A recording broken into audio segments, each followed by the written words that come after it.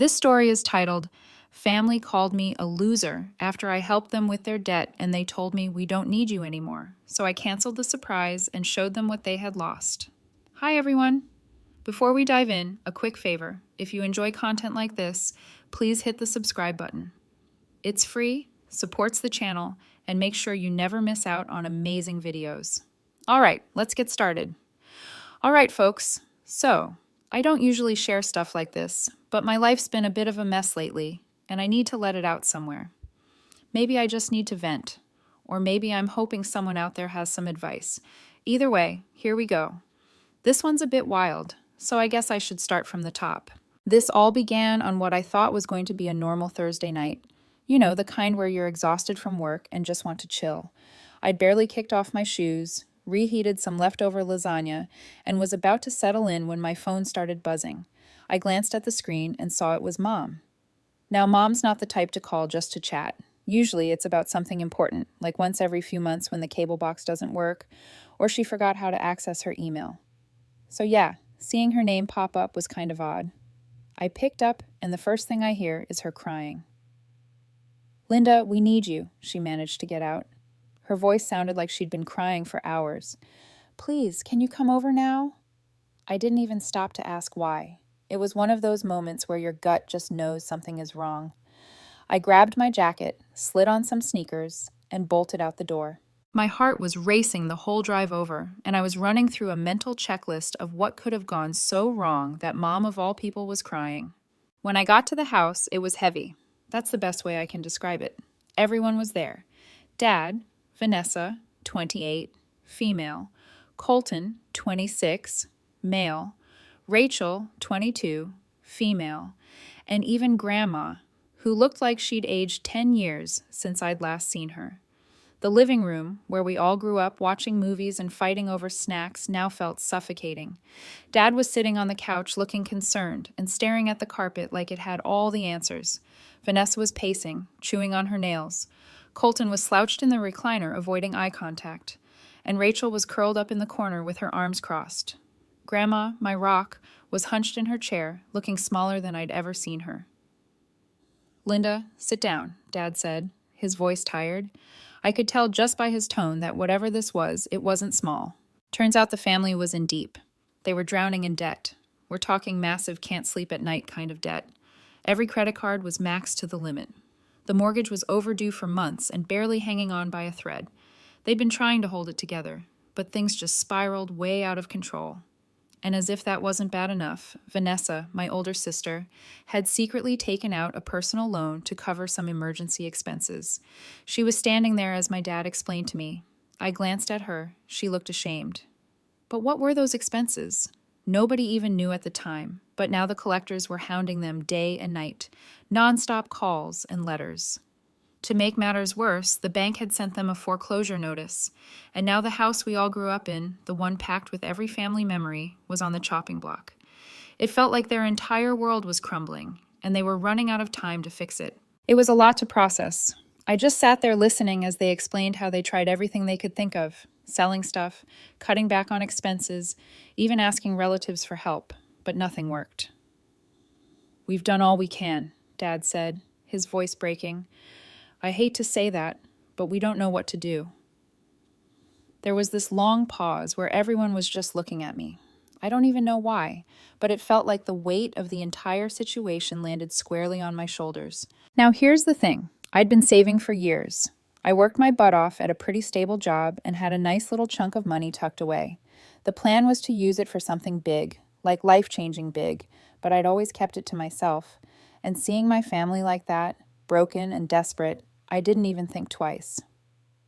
"I'll help. Don't worry," I said.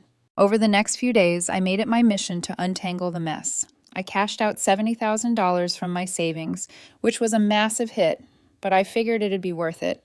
I started by paying off the most urgent debts, stuff like credit cards and utility bills, to stop the calls and letters. I even met with the bank to renegotiate the mortgage so they wouldn't lose the house. Vanessa's loan was tricky, but I covered that too, just to get the collectors off their backs. By the end of it, things were stable again. The family wasn't entirely out of the woods, but at least the house was safe and they had room to breathe. The reaction I got from them made it all feel worth it, though. Dad hugged me, a real tight hug, which is not the usual him. "You're the hero of this family," he said proudly. And for once, I actually felt like I mattered to them. Mom cried, but this time it was happy tears. Even Vanessa, who's usually too proud to admit she needs help, said, "Thank you, Linda. I don't know how to repay you." For the first time in forever, I felt appreciated, like I wasn't just the quiet one of the family who always stayed in the background. I thought that moment would stick, that maybe this was a turning point for all of us. But oh boy, was I wrong. At first, things seemed fine. Actually, better than fine. I felt like I'd made a real difference. Every time I dropped by, the tension that had hung over everyone seemed lighter. Dad was back to tinkering in the garage. Mom wasn't glued to the couch, stressing over bills, and even Vanessa smiled a bit more. It was nice, but it didn't last. After a few weeks, the warmth started to cool off.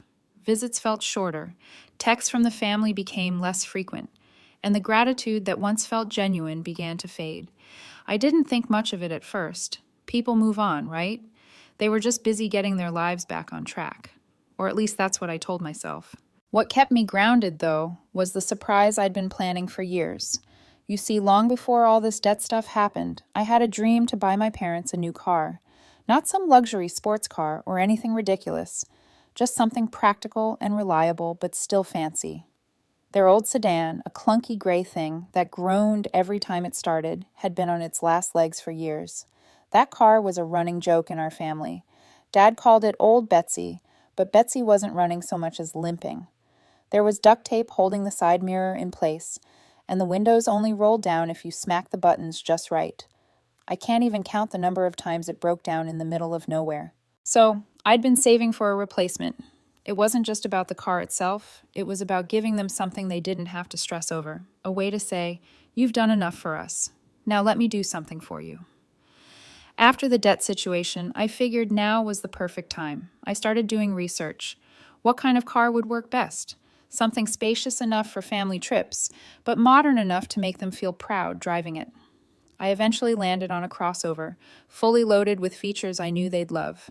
Backup camera, heated seats, the works. It was sleek, silver, and brand new. The day I bought it, I was buzzing with excitement. I'd worked so hard for this moment, and I couldn't wait to see their reactions. My plan was all mapped out. Drive it over, park it around the corner, and reveal it after dinner. I'd pictured the whole thing so many times. Mom tearing up, Dad grinning like a kid, and maybe even Vanessa and Colton giving me some actual props for once. Before heading out, I figured I'd give them a quick call to make sure everyone was home. Mom answered on the third ring, sounding a little distracted. "Hey, Mom, you guys going to be around tonight?" I asked, trying to keep the excitement out of my voice. Yeah, I think so. Why? What's up?" she replied, like she was half listening. "Just thought I'd swing by, hang out, I said, playing it cool. "Okay, see you later then," she said before hanging up abruptly. No follow-up, no questions, just nothing. It felt a bit weird, but I brushed it off. Maybe she was just busy. The drive over was something else. I had the car cleaned, polished, and looking like a dream. Every time I hit a stoplight, I'd catch someone glancing at it, and I couldn't help but feel a little smug. I mean, this was a big deal. It wasn't just a car, it was a symbol of all my hard work, my sacrifices, everything I'd pushed through to get here. When I pulled up to the house, I slowed down, making sure no one peeked out the windows.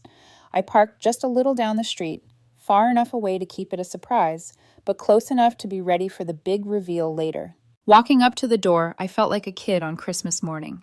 But the moment I stepped inside, that excitement started to fizzle. The vibe was really off.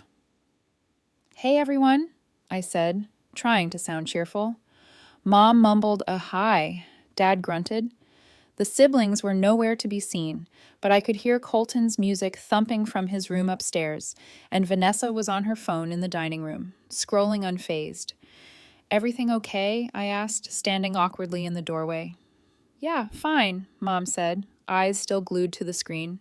It didn't feel fine, but I didn't address it. I wasn't going to let the weird mood ruin the night. "I thought we could all have dinner together tonight," I said, trying to sound upbeat. "I've got something important I want to share with you guys after dinner." Vanessa rolled her eyes, still not looking up from her phone. Is it going to take long? I have plans later. Colton yelled something unintelligible from upstairs. And Rachel, who must have been home because her shoes were by the door, didn't even bother coming out of her room. Dad sighed, closing the fridge. Fine, let's just get it over with. We finally sat down for dinner, but it was painfully quiet. I tried to kick things off by thanking them for coming together. Before I could even start explaining my surprise, Colton came downstairs, chewing a piece of bread. Can I borrow your car tomorrow? He asked, cutting me off. Mine's acting up again. I hesitated. I need it for work in the morning, but maybe after. Vanessa cut in, snapping. Wow, so you can bail us out of debt, but you can't even lend Colton your car. Such a big hero you are, Linda. My head snapped toward her. Are you serious? I was just saying. Rachel finally came out of her room, arms crossed, scowling like I'd interrupted her entire life.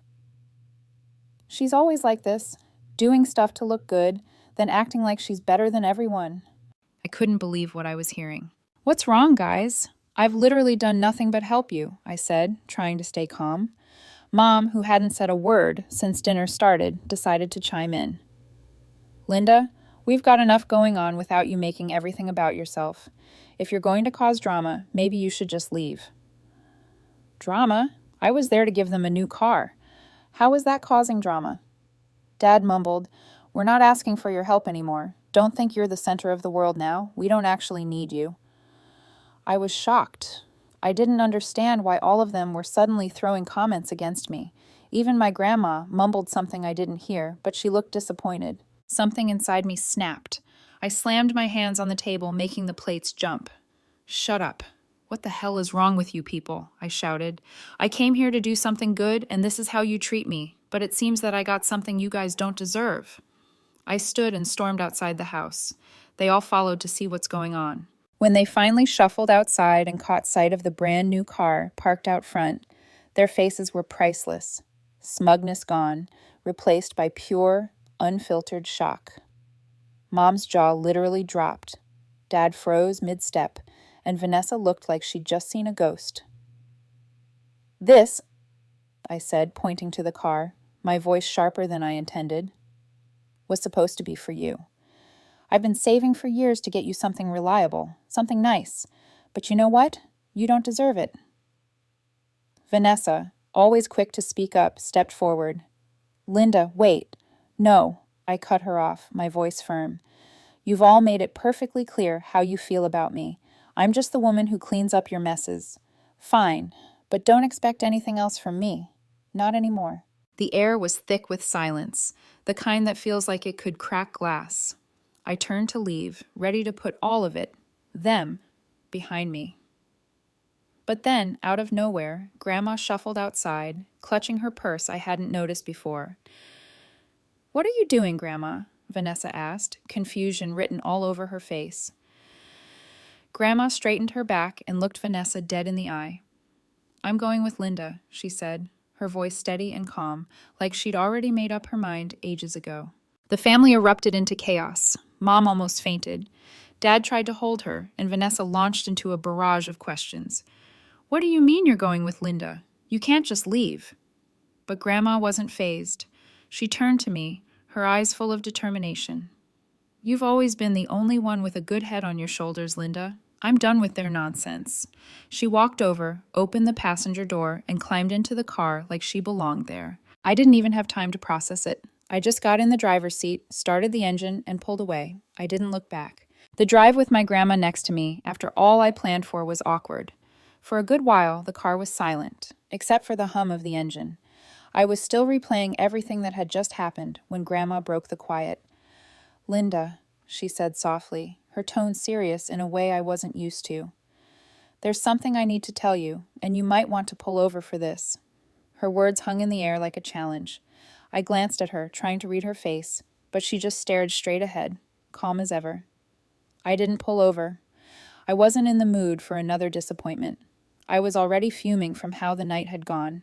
I tightened my grip on the steering wheel and kept driving. Whatever it is, just say it, I muttered. She sighed, shaking her head. Stubborn, just like your grandfather. That got my attention. She rarely talked about Grandpa. He'd been gone for years, and any time his name came up, she'd get misty-eyed and wave it off like it was too much to deal with. But now, she seemed different. "You're not going to like this," she warned. "Grandma," I said, exhaling sharply, "after tonight, I think I can handle just about anything." She leaned back in her seat, her hands folded neatly in her lap, and finally said, "Your grandfather left me money. A lot of it when he passed, more than you could imagine, and I've been adding to it over the years." I was confused. "What? I thought you lived on a fixed income. You've always said Social Security barely covered your bills." "That's what I wanted everyone to think," she said, her tone matter of fact. "You've seen how your family acts. Do you think they'd leave me alone if they knew I was sitting on a small fortune?" I let that sink in. Grandma, the same woman who once refused to turn the heat on in the winter because it cost too much, had been hiding money from the entire family. "How much are we talking?" I asked, my voice low. She hesitated, then said, "Close to 7 figures." I nearly swerved into the next lane. "Are you serious? 7 figures? And you've been sitting on it all this time?" She gave me a sharp look. "I'm damn serious, Linda, and yes, I've been sitting on it because it wasn't for them. It was for you." "For me?" That threw me off completely. I'd spent my whole life feeling like the backup plan in my family, the one who cleaned up their messes, but never really got a thank you. "Why me?" I asked, my voice softer now. "Because you're the only one who's earned it," she said simply. "You've spent your whole life giving to people who don't appreciate it. Tonight just proved it again. They'll take and take until there's nothing left of you. I'm not going to let that happen." I didn't know what to say. Part of me felt flattered, but I also felt overwhelmed. "So what am I supposed to do with this money?" I asked. "Whatever you want," she said. "Invest it. Start a business. Buy yourself something nice for once, but don't waste it on them." That last part stung, but I understood why she said it. Still, it felt weird, like I was being told to give up on my family completely. When we reached home, I parked the car and sat there in silence, trying to process everything that happened. Grandma noticed me staring into the void and gave me a knowing look. She reached into her purse and pulled out the small worn notebook she'd shown me earlier in the week. Its frayed edges and faded cover looked almost out of place in her perfectly steady hands. "Linda," she said gently, handing it to me, "you've got this now. Everything you need is right here. You don't need their approval in it." I glanced down at this notebook, its pages filled with meticulous handwriting, account numbers, investment notes, and contacts for lawyers. It was real, tangible proof that Grandma wasn't just talking when she said she trusted me. I flipped through the notebook, my stomach twisting with each page. It was real. Bank accounts, stocks, bonds, things I didn't even understand. "Grandma, I don't know if I can do this," I said quietly. "I mean, this is a lot." She placed a hand on my shoulder, her grip surprisingly firm. "You can do it, Linda. You're smarter than you think. Just promise me one thing." "What?" "Don't spend it on people who don't deserve it, like your family. I know you have a kind heart, but you've seen how they treat you. They'll take and take until there's nothing left. This is for you. Your future, your peace of mind, not theirs." Her words stayed with me for the rest of the evening. Then she got up and went inside the house. I stood there staring at the car, the shiny, brand new crossover that was supposed to be a gift. Now it just felt like a giant reminder of how badly the night had gone. I woke up the next day to find my phone blowing up. A flood of messages from my family had come in overnight. Mom had sent 3 long texts about how I'd embarrassed her. Vanessa posted a cryptic status on Facebook about some people needing to grow up, which was clearly aimed at me. Colton's was the worst. Just 2 words. "You're selfish." Grandma noticed my expression. "Let me guess," she said, sitting across from me with her coffee. "They're blaming you for everything." "Pretty much," I said, tossing my phone onto the table. "Apparently I'm the bad guy now." She sipped her coffee, unbothered. "Let them sulk. They'll get over it eventually." But as the day went on, the calls started. First Mom, then Vanessa. Even Dad tried. I didn't answer any of them, but it was clear they weren't going to let this go. By the afternoon, they were leaving voicemails, each one angrier than the last. "So you think you're too good for us now?" Mom's voice crackled through one message. After everything we've been through as a family, this is how you treat us? I felt like screaming. How was I the bad guy? I'd done everything I could to help them. And the one time I stood up for myself, they acted like I'd betrayed them. Later that evening, Vanessa showed up abruptly at my house. I opened the door and found her standing there. Can we talk? She asked, not waiting for an answer before stepping inside. What do you want? I asked, crossing my arms. She didn't mince words. You need to apologize, to all of us. I laughed, more out of disbelief than humor. For what? For trying to help? For buying a car for people who don't even care? For walking out on your family, she snapped. You think you're above us now just because you have some savings? Well, guess what, Linda? Money doesn't make you a good person. I felt the anger bubbling up again, but before I could say anything, Grandma cut in. Vanessa, she said, her voice sharp, you have no right to be here, let alone demand anything from Linda. You've spent years taking advantage of her kindness, and now you're upset because she's finally standing up for herself. Vanessa looked stunned. Grandma, that's not... Save it, Grandma said, standing up. I've had enough of your nonsense. Get out of this house and don't come back until you've learned how to treat people with respect. Vanessa's face turned red, but she didn't argue. She just stormed out, slamming the door behind her. I stood there, still reeling. Grandma, you didn't have to do that. Yes, I did, she said, sitting back down. It's time they learned they can't treat you like this. For the first time in years, I felt like someone was truly in my corner. The day after, I decided to ignore their calls. The messages started piling up even more. At first, it was the same cycle. Mom's guilt trips, Vanessa's passive-aggressive jabs, Colton whining about his car, and Dad trying to act like the neutral peacemaker. He tried to call multiple times, but I ignored it. But then the tone shifted. They weren't just upset, they were angry. Linda, you're acting ridiculous, Mom texted. We're family. We've been through so much together, and now you're just walking away like we mean nothing to you. I ignored it, or at least I tried to, but it was getting harder to keep my cool. Every notification felt like a reminder of how deeply they didn't understand me. Grandma, on the other hand, was the picture of calm. She noticed me pacing around the kitchen, phone in hand, and raised an eyebrow. Still letting them get to you, huh? They're relentless, I said, slamming my phone onto the counter. She sipped her coffee, unfazed. Let them be. They'll scream and cry and throw tantrums, but eventually, they'll realize they can't control you anymore. But they didn't give up.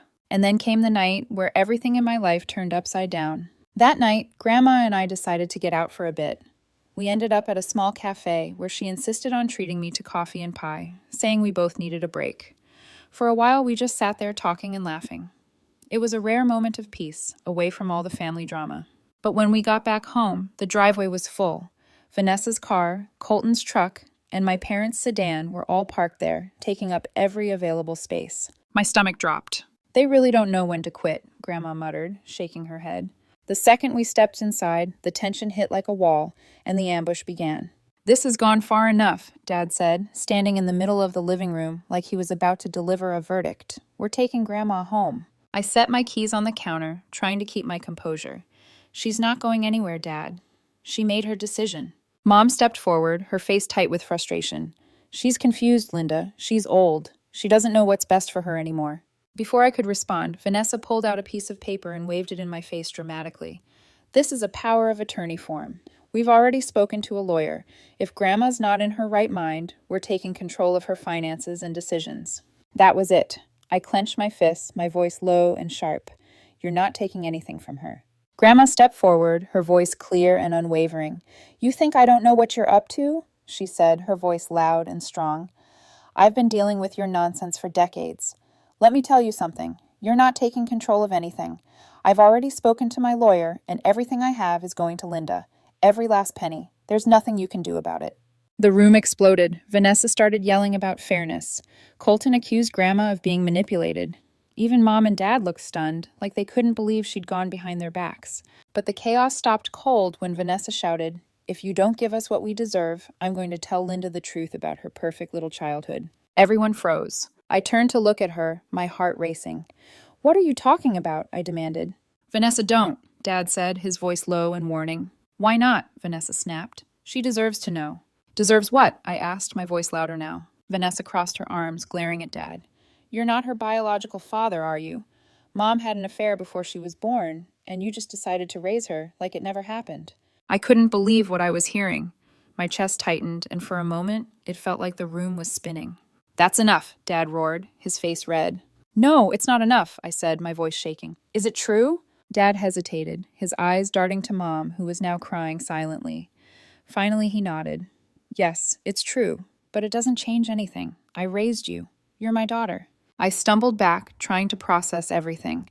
My entire identity felt like it had been ripped out from under me. You lied to me, I said, my voice barely above a whisper. We didn't want to hurt you, Mom sobbed. We thought we were doing the right thing. I shook my head, stepping forward toward the living room. You didn't do it for me. You did it because it was easier for you. Vanessa looked smug, but Grandma wasn't having it. She stepped beside me, her hand on my arm. You don't owe them anything, Linda, she said firmly. Not after what they've done. I nodded, taking a deep breath before turning to the group. You've all crossed every line, and I'm done. Get out of my house, all of you. Mom gasped. Linda, wait, don't. No. I cut her off, my voice steady but cold. You lied to me, manipulated me, and now you're trying to control Grandma. You don't get to stay here and throw your guilt trips around. Leave now. For a moment, they all stood frozen, their shock almost comical. Vanessa recovered first, her smugness replaced by indignation. You can't just throw us out like this. Watch me, I replied, crossing my arms. The door's that way. Dad stepped forward, looking like he wanted to argue, but Grandma raised her hand. Don't bother, Robert. She's right. You all need to go. With a few muttered protests and some glares thrown my way, they started gathering their things and shuffling out. Dad paused at the door. Linda, don't do this. Don't let this tear us apart. I stared him down. You already did that when you lied to me. I shut the door behind them and leaned against it, the weight of the confrontation settling over me. Grandma gave me a small smile. I'm proud of you, she said softly. The next few days were a blur. I barely ate or slept, my mind spinning with everything I'd learned. Grandma tried her best to comfort me, but there wasn't much she could say to ease the blow. But one thing was clear. I was done. Done with their lies, their manipulation, and their constant demands.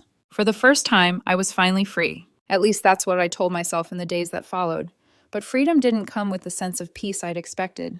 I felt raw, like everything I thought I knew about my family had been stripped away. Grandma and I settled into a quiet routine. But no matter how hard I tried to distract myself, organizing the house, binge-watching old crime dramas, there was a gnawing emptiness I couldn't shake. Then, about a week later, I got the letter. It was a plain envelope. No return address, just my name scrawled in Dad's messy handwriting. My first instinct was to toss it. After everything they'd put me through, I didn't owe them anything, but I tore it open just to see. Inside was a single sheet of paper. Linda, there's something you need to know. Come to the house on Sunday at 3 o'clock. Bring Grandma. I stared at the note for what felt like forever. What could he possibly have to say that hadn't already been said? Part of me wanted to ignore it altogether, but another part, the part that still hoped for some kind of closure, couldn't let it go. When I showed the letter to Grandma, she frowned, but didn't seem surprised. They've never been good at letting things lie, she said. Do you think I should go? I asked. That's up to you, she replied. But if you're going, I'm coming with you. I'm not letting them ambush you alone. Sunday came, and the drive to the house felt heavier than I expected. Grandma sat quietly in the passenger seat. She didn't say much, but I could tell she was thinking just as much as I was. When we pulled into the driveway, it was empty. No cars, no signs of life. The windows were dark, the curtains drawn. I knocked on the door. No answer. Grandma tried calling Dad's phone, but it went straight to voicemail. We waited on the porch for over an hour, but no one showed up. Maybe it's for the best, Grandma said. I nodded, but something about it felt wrong. Why go through the trouble of sending a letter if they weren't going to follow through? The following days were eerily quiet. No calls, no texts, no cryptic Facebook posts. It was like the family had collectively decided to go radio silent. I should have been relieved, but instead I felt uneasy. Then one evening, I got a call from an unfamiliar number. Against my better judgment, I answered. Linda, it's Rachel. Hearing from my youngest sister was unexpected. She rarely got involved in family drama, preferring to stay in the dark. Hey, I said cautiously, what's up? There was a long pause on her end before she finally said, I wanted to apologize for everything. Her words caught me off guard. Why now? Because it's all falling apart, she said quietly. Mom and Dad are fighting nonstop. Vanessa's furious that Grandma's with you. Colton's still trying to figure out how to get what he thinks he's owed. And me? I'm just tired of it. I didn't know how to respond. Part of me wanted to forgive her. She'd never been as bad as the others. But another part of me couldn't help but wonder if this was just another angle. I don't know what to say, I admitted. You don't have to say anything, she said. I wanted you to know that not all of us think you're the villain in this story. She paused for a moment, then said, You've always done so much for this family, Linda, and they've used you for it over and over again. They expect you to fix everything, to take on the burden, and then they turn around and treat you like you're the problem. It's not fair. Her honesty hit me harder than I expected. I leaned back against the counter, trying to process it all. Why are you telling me this now? I asked. Because I feel awful, she admitted. I've watched them take advantage of you for years, and I never said anything. But now, seeing how far they're willing to go, it's disgusting. You don't deserve any of this, Linda. You never did. I swallowed hard, emotions bubbling up that I wasn't ready to face. Thanks, Rachel. That means more than you know. There was a pause, and then she said, I just wanted you to know someone's on your side. Don't let them pull you back into their mess. I won't, I said, my voice steady. Not this time. Her words stayed with me long after the call ended. I thought there was a sliver of hope for some kind of reconciliation, and at that point, all I wanted was to have some peace of mind. A week later, I got another letter, this time from a lawyer's office. Inside was a formal notice about Grandpa's estate, something about a final review of assets. It didn't make sense.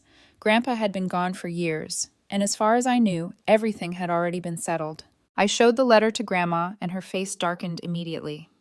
This is their doing, she said flatly. They're trying to dig up anything they can use against us. Still, I decided to follow up. The next day, I called the lawyer listed on the notice and explained the situation. What I learned left me completely stunned. Apparently, Grandpa had left a secondary trust fund, something separate from the money Grandma had been managing. It wasn't a massive amount, but it was significant enough to cause a stir. But the most important part? The trust wasn't meant for the family. It was specifically left in my name. I sat there in stunned silence as the lawyer explained the terms. Grandpa had set it up shortly before he passed, with explicit instructions that it wasn't to be touched until I turned 30. Why didn't anyone tell me about this? I asked, my voice tight. The family was notified when the trust was created, the lawyer said, but I was instructed not to reach out directly to you until the specified time. I hung up, my mind spinning. All this time they'd known about the trust. They'd known that Grandpa had left something just for me, and they'd kept it a secret. When I told Grandma, she wasn't surprised. They've always been good at keeping things from you when it doesn't benefit them, she said bitterly. The next time I heard from the family, it was Vanessa calling to ask if I'd come to my senses about Grandma's money. I didn't tell her about the trust. I wasn't ready to deal with that fallout yet. Instead, I told her exactly what I'd been holding in since this all started. You know what, Vanessa? I'm done. Done with the lies, the manipulation, and the constant guilt trips. You want to keep living in this toxic cycle? Fine, but I'm not playing along anymore. She didn't take it well. You're seriously choosing Grandma over the rest of us? No, I said firmly. I'm choosing myself. And for the first time, I truly meant it. I started making plans for my future. Real plans. The kind I'd always put off because I was too busy cleaning up everyone else's messes. I met with Grandma's lawyer, sorted out the details of her estate, and started researching ways to invest the trust fund when it became available. The family's messages started slowing down after that, trickling in, less and less, until eventually they stopped altogether. It wasn't the closure I imagined, but honestly, it was enough. Grandma was still with me, her sharp wit and quiet strength keeping me grounded through everything. One evening, as we sat on the porch watching the sunset, she looked over at me and smiled. You've got a good head on your shoulders, Linda. Don't let them take that from you. I smiled back. I won't. For once, I wasn't just saying it. I meant it. The next few months felt like breathing clean air after being stuck underwater for years. I was rebuilding, emotionally, financially, spiritually. The noise, the drama, the manipulation, all of it had faded. And for the first time, I felt something I hadn't in a long time.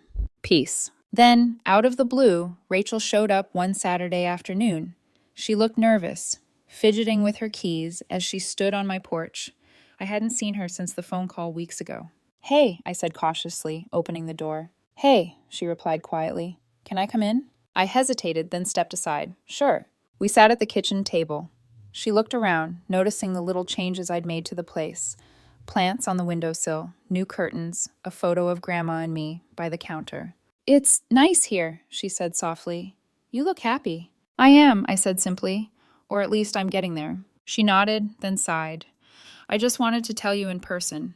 Mom's not doing great. She's been kind of a mess since you cut everyone off. I raised an eyebrow. You mean since they burned that bridge? Rachel winced. Yeah, I know. I'm not excusing what they did. I just thought you should know. I leaned back in my chair, arms crossed. I appreciate the update, but honestly, Rachel, I'm done playing mediator. If they're miserable because of the consequences of their actions, that's not my responsibility anymore. She nodded slowly, then reached into her bag and pulled out a small envelope. Dad wanted me to give you this. He said it's important. I didn't take it at first. Another letter? She nodded. He told me not to read it, just to make sure you got it. Against my better judgment, I took it. Fine. But if this is more manipulation, I'm done for good. Rachel stood up, giving me a small, sad smile. You already are, Linda. You just don't realize it yet. After she left, I sat there staring at the envelope.